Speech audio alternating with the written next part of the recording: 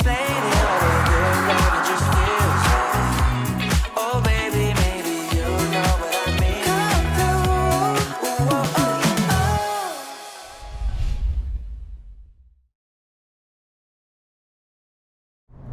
오늘 만나보실 모델, 폭스바겐을 대표하는 모델이죠. 골프인데요. 자, 뭐 해치백의 교과서다 그런 얘기들을 많이 합니다. 근데 이 교과서라는 의미 자체, 이 부분을 잘 모르시는 분들도 계신데 뭐 사실 미디어에 있는 사람들도 모르는 경우가 많아요. 교과서라는 것은 보고 배우는 것이죠. 타사들이 벤치마크를 하는 1순위라는 의미입니다. 지금도 속도를 제법 내면서 달리고 있는데 안정감이 상당하고 여러가지 시험을 하는 동안 만족도를 부르고 있는데요. 지금은 시각적인 부분도 많이 개선을 했죠. 자, 눈에 보이는 것만큼 나머지 보이지 않는 완성도, 폭스바겐은 사실 그걸 잘하거든요. 그렇다면 폭스바겐 골프가 나머지 만족도 모두를 채울 수 있는지 잠시 함께 느껴보시겠습니다.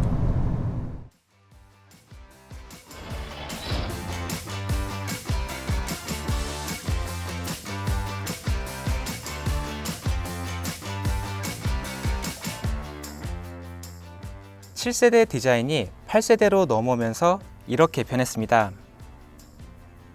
6세대에서 7세대로 변화했을 때는 외적인 변화가 소극적이었죠. 이번에는 확실한 변화를 추구했습니다. 새로운 헤드램프 디자인이 특징입니다. 앞부분 주간 주행 등도 서로 연결시킨 모습을 갖습니다. 범퍼 디자인은 가로줄 그릴로 마감됐는데 외관과 동일한 색상으로 포인트를 줬고요. 단순했던 엔진 후드에 주름을 더하는 등 멋도 부렸습니다. 측면은 딱 봐도 골프 스타일이죠. C자형의 C필러 디자인은 그대로 유지됩니다. 전륜 팬더에 가니쉬 디자인을 넣어 고급스럽게 보이게 했고요. 휠에서 발생하는 공기 저항을 감소시킬 수 있는 디자인도 더했습니다. 최근 트렌드죠. 후면부는 7세대 모델 대비 조금 더 각진 모습으로 변했습니다. 트렁크와 범퍼, 리어램프도 다듬었고요. 범퍼 하단은 머플러 모양으로 멋을 냈는데 실제 머플러는 아닙니다. 7세대 모델과 비교하면 30mm 길어진 차체입니다. 폭은 10mm 줄었고요. 그리고 5mm 높아졌습니다. 휠베이스는 4mm 줄었고요. 하지만 해외 자료를 보면 내용이 조금 다른데요. 독일 자료를 보면 차체 길이가 29mm 길어졌고 폭은 10mm 넓어졌습니다. 높이는 4mm 증가했고요. 휠베이스도 1mm 길어졌습니다. 같은 차인데 왜 이럴까 싶죠? 이유는 간단합니다. 7세대 수치를 크게 발표했기 때문입니다. 가끔 수입차들을 보면 폭의 길이가 해외와 국내 간 차이가 날 때가 종종 있는데 같은 이유 때문입니다. 특히 차폭에서 차이가 나는 차들이 많은 편입니다. 편의상 그럴 수 있다고는 해도 차체 재원 정도는 통일해서 발표하는 게 좋겠죠?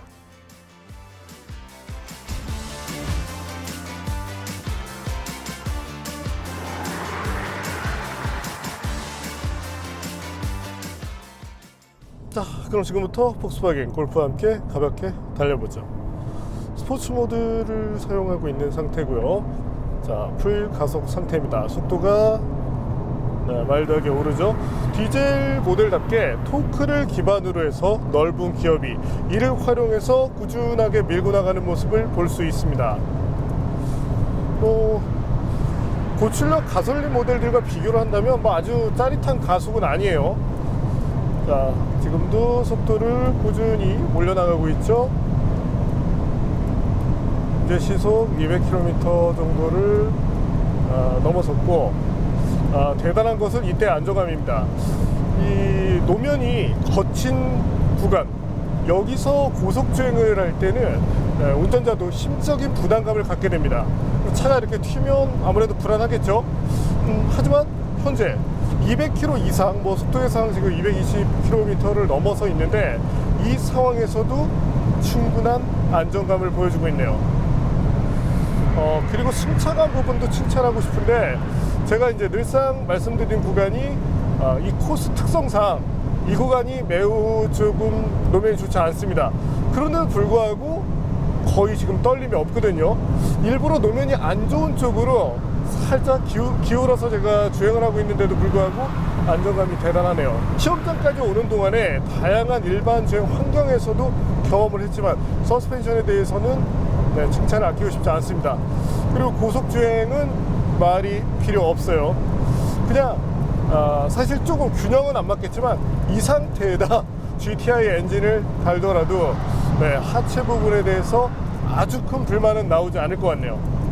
물론 뭐 지금은 이제 컴포트 중심이기 때문에 맞지는 않겠지만 말이죠.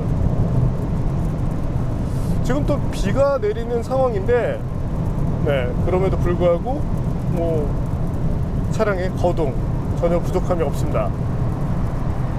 자, 스티어링 휠이 중앙에 있는 상태, 여기서 차가 보여주는 직진성 그리고 미세한 조향, 그에 따른 움직임, 타이어, 서스펜션, 모든 거동이 안정적입니다. 이런 부분이 사실 이제 일반 소비자분들께서는 전혀 이제 감안하시지 않으시는 부분인데 차를 개발하는 단계에서는 매우 중요하거든요. 교과서로서 정말 올바른 것들을 정석적으로 가르쳐주고 있네요. 그리고 이전에 이제 7세대 모델과 비교를 한다면 세련미가 올라갔습니다.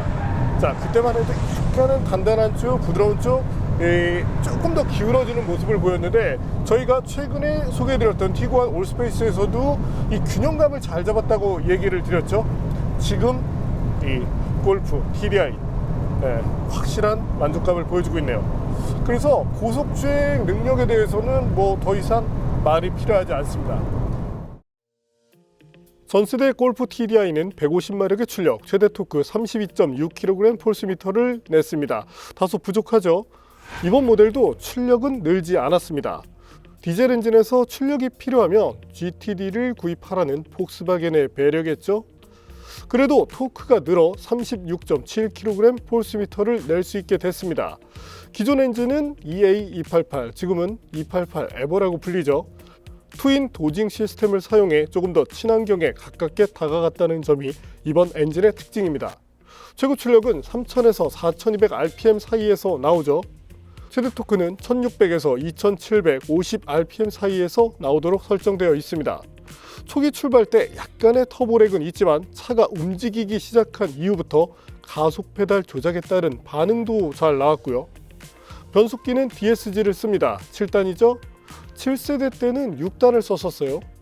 통상 DSG 변속기는 저속에서 울컥거리는 쇼크를 만들어냅니다. 이 때문에 저속 주행이 많은 환경에서 스트레스를 받는 일이 많죠. 승차감이 떨어지니까요. 하지만 지금의 변속기는 누가 DSG라고 얘기해주지 않으면 모를 정도로 승차감이 좋아졌습니다. 각단으로 넘어갈 때의 체결감은 그대로 유지했고요. 마력은 평이하지만 실용 구간에서 토크감이 좋아 답답함을 느끼지 않게 하는 것이 이번 모델의 경쟁력이죠. 일상 영역에서의 골프, 생각보다 타기 편합니다. 승차감에서 일단 이점이 있어요. 부드러운 듯 하지만 그렇다고 해서 이렇게 스티어링 휠을 움직일 때 차가 허무하게 무너지는 것도 아니고요. 서스펜션은 역시 마음에 듭니다. 자, 그리고 지금처럼 코너를 돌아 나가고 있을 때 이렇게 약간 이렇게 미세하게 조정할 필요 없이 내가 원하는 그냥 앵글을 그대로 잡고 있으면 돌아 나갑니다.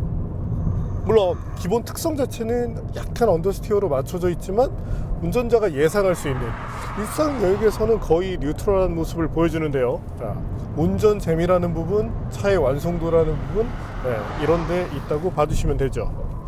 하지만 모든 영역에서 만족감이 있는 것은 아닙니다. 자, 여기서가 가장 불만족스러운데요. 자, 차가 멈추고 오토 스탑이 작동합니다. 그리고 지금 그렇죠? 자, 브레이크 페달에서 발을 떼고 다시금 가속 페달을 밟았을 때, 이때 초반에 터보렉을 다소 느끼게 됩니다. 엔진이 처음 시동이 걸리고 그 이후에 가속 페달을 밟았을 때 조금 멍하게 있는 구간이 있거든요. 물론 가솔린 엔진에서도 이와 같은 현상이 나타나지만 아무래도 디젤 엔진 부스트를 좀 더 많이 쓰죠. 그러다 보니까 약간 답답함이 나온다는 점을 참고해 주실 필요가 있죠. 사실 이 부분을 제외하고 나서는 지금도 뭐 컴포트 모드지만 가속 페달 쭉 밟았을 때 네, 어느 정도의 부스트가 있는 상태에서의 엔진 리스폰스 이런 부분에서는 아쉬움이 전혀 없고요. 자, 그러면 여기서도 골프 스포트 모드에서 한번 달려보죠. 구속에서 달릴 때도 그랬지만 셰시 밸런스 안정감 매우 좋습니다. 지금은 타이어도 좀 잘 받쳐주고 있어요. 현재는 브리지스톤의 T005라는 타이어가 쓰이는데 네, 국내에서도 나름대로 가성비 좋은 것으로 알려져 있는 타이어죠. 대략적으로 300마력대 전후 프리미엄 차량들에서 많이 쓰는데 네, 지금은 이 골프와 매칭이 되면서 조금 더 경쾌한 분위기를 이어가고 있습니다. 그리고 자세 제어 장치도 상당히 후반에 개입하게 돼 있거든요. 그래서 의도적으로 어떤 차의 요값을 만든다고 해도 약간은 허용을 해줍니다. 물론 이제 궤도가 틀어지는 경우에는 바로 수정이 들어오거든요. 그래서 뭐 TDI이긴 하지만 나름대로 재미를 가미하면서 달릴 수 있다, 이렇게 봐주시면 되겠습니다. 야, 근데 진짜 잘 만들었구나. 아, 이거 TDI가 이 정도인데 GTI 이번에 나오면 좀 기대가 많이 됩니다. 거기에 R까지 있잖아요. 네. 폭스바겐이 눈에 보이는 건 좀 못하지만 이 보이지 않는 데는 확실히 돈을 쓴 티가 납니다. 뭐 셰시를 봤을 때 뭐 어떤 소재로 만들어져 있고 뭐 길이가 얼마 이런 것들로 사실 판단할 수 있는 게 아니거든요. 우리가 음식을 볼 때 눈으로 보고 나서 이게 맛있을지 맛없을지 짠지 싱거울지 어떻게 합니까? 같다고 봐주시면 됩니다. 비빔밥이 뭐 보기에는 조금 뭐 이렇게 사실 비벼놓으면은 누군가 봤을 때 이거 맛있다라고 생각하지 않을 수도 있잖아요. 근데 먹어보면 맛있거든요. 그래서 이 자동차 꼭 눈으로 보지 말고 직접 이제 우리가 음식을 맛보는 것처럼 타봤을 때 알 수 있다. 여러분들도 정말 내가 이 차에 관심 있다, 구입을 해야지. 제일 중요한 것은 직접 경험을 하는 것이죠. 재밌네. 가속 페달 온, 오프, 그래도 확실히 선형적으로 움직여줍니다. 근데 뭐 사실 이 차 이렇게 달리려고 타는 분들이 몇이나 되겠어요. 자, 근데 이거 골프 GTI가 좀 지금 많이 이 데뷔 시기가 늦춰지고 있죠. 매우 기대가 됩니다. 그리고 이 TSI가 뭐 최근에 이제 그 테스트 카들이 눈에 띄는 걸로 보면 나올 수도 있을 것 같은데 네, 그 역시 좀 기대가 되고요. 자, 이번에는 골프 TDI 가속 성능을 볼까요?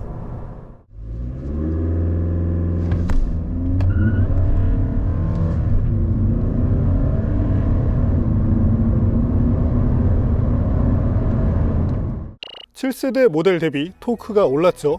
그래서 가속 성능 향상을 기대했습니다. 그러나 8.35초를 기록하며 별반 차이 없는 성능을 보였는데요. 물론 0.05 정도 뒤진 것은 그리 큰 차이가 아닙니다. 기존과 같은 수준으로 보면 되는데요. 토크는 올랐지만 조금 더 커진 차체, 무게 증가가 원인으로 예상됩니다. 잠시 무게를 볼까요? 기존 대비 70kg가량 늘었죠. 저도 7세대를 시승할 때보다 몸무게가 5kg 정도 늘었으니까 겸사겸사 무게 증가가 정말 많이 이뤄졌네요. 최근 신차들을 보면 기존 대비 커진 차체, 여기에 다양한 장비까지 싣고 있습니다. 그리고 이런 것들이 무게 증가의 원인이 되고 있고요. 자, 저희가 테스트한 결과는 조금 아쉽긴 해요. 아무래도 그래도 조금이나마 어떤 효율에 의한 성능 증가를 기대하게 되는데 네, 뭐 오차 범위이긴 하지만 네, 좀 미미하다는 점은 아쉽긴 합니다. 그래도 실용 구간에서 이 엔진의 토크 이런 활용할 수 있는 영역들을 잘 튜닝해 놨기 때문에 예전보다는 확실히 그런 점들은 좋아요. 터보렉, 그러니까 중간에서의 터보렉도 그렇고 앞서 말씀드린 것처럼 이제 오토스탑 작동에 의한 초기 부분만 조금 잡을 수 있다면 만족감이 더 커지게 되겠죠. 역시 골프는 골프네요. 핸들링은 진짜 완전 스포츠 모델은 아니잖아요. 이 개발하는 사람들도 스트레스겠네. 늘 잘했으니까 이거보다 더 잘해야 될 거 아니에요.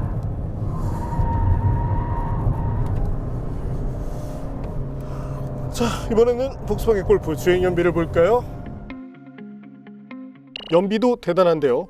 전세대 모델도 고속도로 기준 리터당 19km 이상을 달릴 수 있었는데 이번엔 리터당 20km를 넘어서죠. 저희 팀이 테스트한 결과 리터당 무난하게 28km, 최대 30km를 넘는 경우도 종종 봤습니다. 시내 주행 때도 대략 리터당 16에서 17km를 달릴 수 있었습니다. 또한 시내 주행, 고속도로 시험장에서 시속 200km 정도를 달린 이후에 평균 주행 연비 또한 16.5km 정도로 나왔습니다. 연료비 절감을 이유로 비싼 전기차를 구입해서 스트레스를 받으며 충전을 하는 것보다 장거리 주행이 많은 소비자들께는 골프와 같은 모델이 더 경제적이겠죠. 시간도 돈이니까요. 참고로 저희가 막 고속 주행 여기서 뭐 200km 가까이 그리고 일상 주행 이런 것들을 혼합해서 시험을 해본 결과 이때의 연비가 그래도 16.5 정도가 나왔습니다. 뭐 시내 주행 연비도 당연히 이제 좋은 편이죠. 고속 주행에서는 그냥 내가 그냥 막 타도 대략적으로 리터당 20km 정도 나옵니다. 그래서 지금 디젤의 연료비 자체가 사실 비쌉니다. 그런데도 불구하고 여전히 연비 측면에서는 경쟁력이 있다, 이렇게 말씀드리고 싶네요. 자, 이번에는 인테리어를 볼까요? 실내도 크게 변경됐습니다. 모든 디자인이 달라졌는데 심지어 키 디자인까지 변경됐습니다. 계기판은 10.25인치 디스플레이를 사용합니다. 테마도 변경되며 다양한 정보를 보여줍니다. 10인치 인포테인먼트 그래픽도 새로운 디자인이죠. 애니메이션 효과도 좋은데요. 특히 시스템 반응 속도가 빨라졌습니다. 제스처 컨트롤도 되고요. 앰비언트 라이트도 화려합니다. 불편한 점도 있는데 모든 기능을 이곳에 넣다 보니 ESC 하나 끄는데도 차량을 눌러서 또 다시 차량을 누르고 화면을 한번 쓸어 넘긴 다음에 브레이크를 눌러 ESC 기능을 해제해야 합니다. 물리 버튼이 너무 없어서 불편하죠. 헤드업 디스플레이는 윈드실드에 투영되는 방식입니다. 투아렉 다음 두 번째로 적용된 거라고 하네요. 하지만 안드로이드 오토에서 내비게이션을 사용할 때 정보를 표시해주지 않는다는 점은 개선이 필요합니다. 계기판 왼쪽 공간은 조명 제어 패널로 활용됩니다. 이 부분을 어떻게 활용할지 제조사들이 고민이 많은데 디스플레이를 추가하거나 아무것도 넣지 않거나 아니면 스포츠 버튼을 넣는 경우가 있습니다. 비상등 스위치 주변에 각종 기능을 설정할 수 있는 터치 패널을 달았습니다. 변속 레버는 포르쉐를 연상시키죠. 시트는 직물로 마감됐는데 유럽 소비자 취향입니다. 메모리 기능에 마사지 기능도 갖췄고요. 반면 조수석은 수동으로 조작해야 합니다. 에이다스 기능도 좋아졌습니다. 어댑티브 크루즈 컨트롤을 비롯해서 차로 중앙 유지 기능까지 갖췄습니다. 주위 교통 환경을 보여주는 기능도 좋죠. 차로 중앙 유지 기능은 트래블 어시스트 버튼을 눌러서 활성화시키는데요. 이처럼 막히는 환경에서 저속 주행이 매우 편했습니다. 나머지 공간들을 볼까요?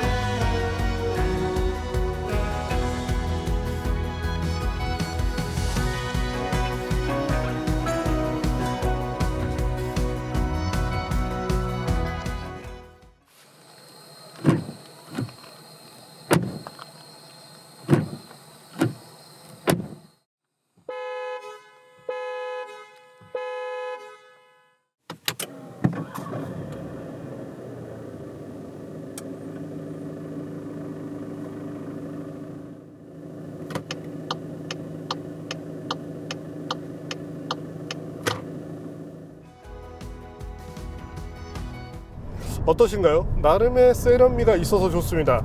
다만 이제 스포츠 모드를 활성화시켰을 때 인포테인먼트 시스템조차도 시뻘겋게 변하는데 요건 조금 눈에 거슬리네요. 그리고 개인적으로 칭찬하고 싶은 부분이 있다면 바로 안드로이드 오토입니다. 자, 가령 이제 전화가 왔을 때 불필요하게 내가 내비게이션을 보고 있는데 전체 이 화면에다가 전화를 띄우는 그런 안드로이드 오토 시스템도 있거든요. 근데 지금은 계기판에서 먼저 전화가 뜹니다. 그래서 내비게이션 쪽을 건들질 않아요. 그리고 내비게이션을 사용하고 있을 때 이 풀스크린을 다 쓰도록 되어 있죠. 그리고 또 하나 마음에 드는 거, 자, 무선 충전 데크가 있습니다. 뭐 다른 차들도 있어요. 제 차도 있고. 근데 어떤가요? 이게 출력해주는 와트수가 떨어지다 보니까 자, GPS를 사용합니다. 그리고 음악을 듣죠. 블루투스 환경이죠. 자, 이런 환경에서 배터리가 소진이 되는데 이 출력이 약한 경우는 그 소진되는 걸 막아주는 역할밖에 못합니다. 근데 완벽하게 막느냐? 그건 또 아니에요. 떨어지긴 떨어집니다. 그래서 결국에 스마트폰에 열만 나죠. 하면 지금 시스템은 그래도 뭐 정확히는 모르겠지만 최소 10W급 이상은 되는 것 같아요. 그러다 보니까 충전이 됩니다. 형식적인 데크가 아니라 나름대로 의미 있는 데크를 달았기 때문에 뭐 안드로이드 오토든 애플 카플레이든 이런 것들을 쓸 때 전혀 아쉬움이 없다는 얘기입니다. 이거 마음에 들어요. 자, 이번엔 폭스바겐 골프 제동 성능을 볼까요?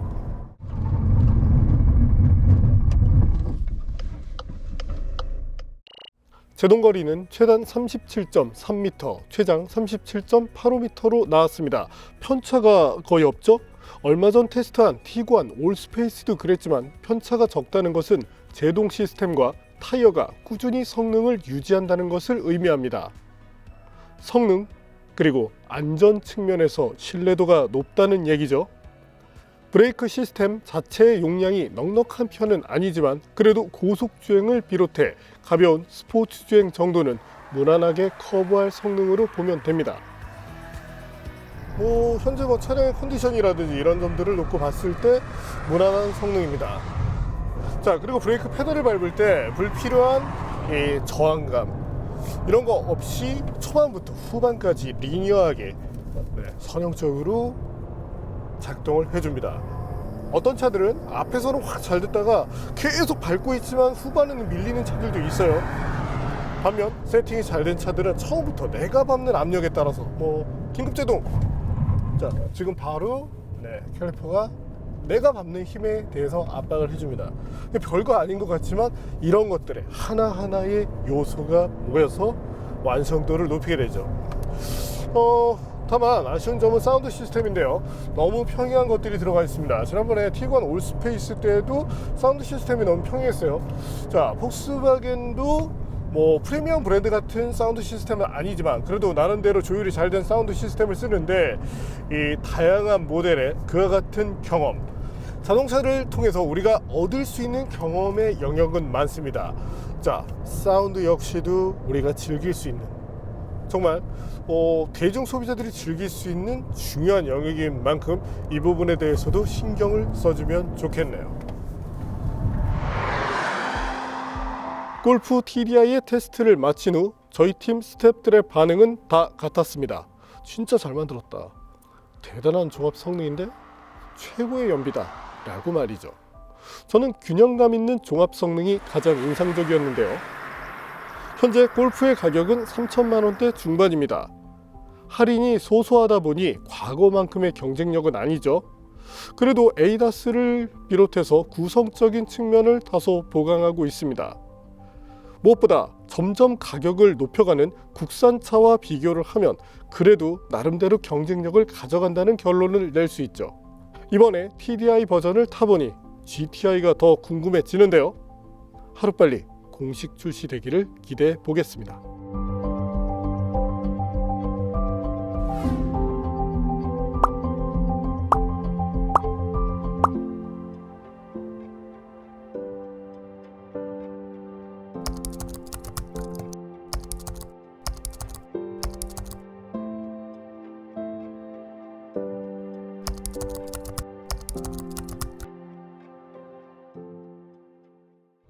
네, 오늘 만난 폭스바겐 골프 TDI. 자, 폭스바겐 이 디젤 때문에 상당히 힘들었죠. 우리가 알고 있는 그런 짓을 했습니다. 어쨌든 뭐 양은 목장에서 보는 걸로 하고 우리가 차로 만나지는 말자고요. 자, 그 이후에 다양한 것들을 보여주고 있죠. 현재 탑재되어 있는 엔진도 나름대로의 경쟁력을 가져가고 있고요.